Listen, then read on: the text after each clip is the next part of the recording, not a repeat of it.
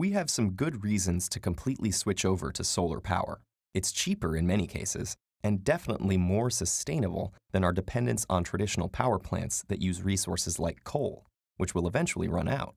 So why don't we replace these traditional plants with solar energy?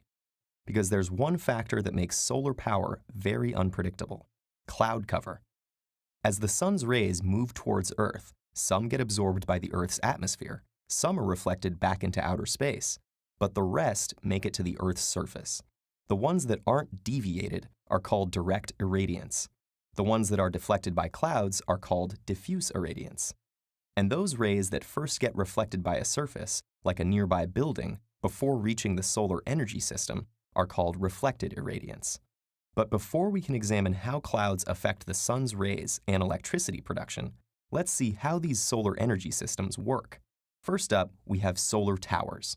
These are made up of a central tower surrounded by a huge field of mirrors that track the sun's path and focus only the direct rays onto a single point on the tower, kind of like an eager beachgoer.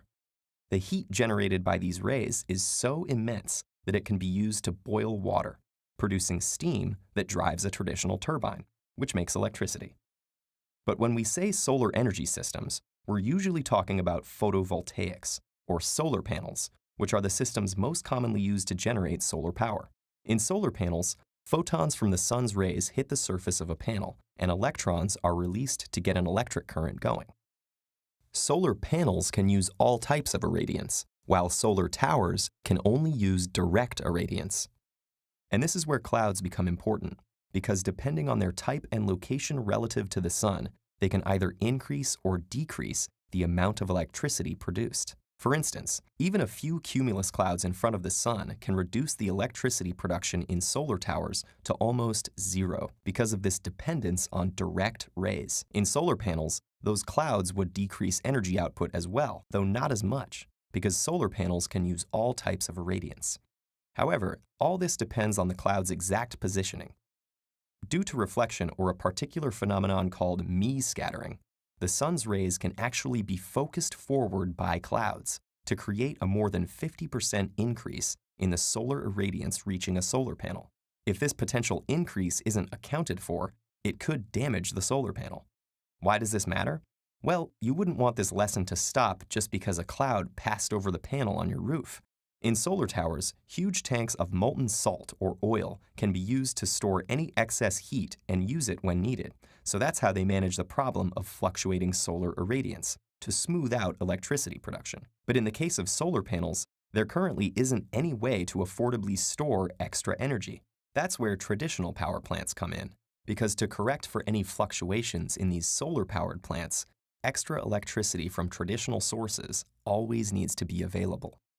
But then why aren't these traditional power plants just used as a backup, instead of us humans depending on them as our main sources of energy? Because it's impossible for an employee at a coal-fired or a nuclear plant to turn a knob to produce more or less electricity depending on how many clouds there are in the sky. The response time would simply be too slow. Instead, to accommodate these fluctuations, some extra electricity from traditional power plants is always being produced. On clear sky days, that extra electricity might be wasted, but when cloudy skies prevail, it's what fills the gap.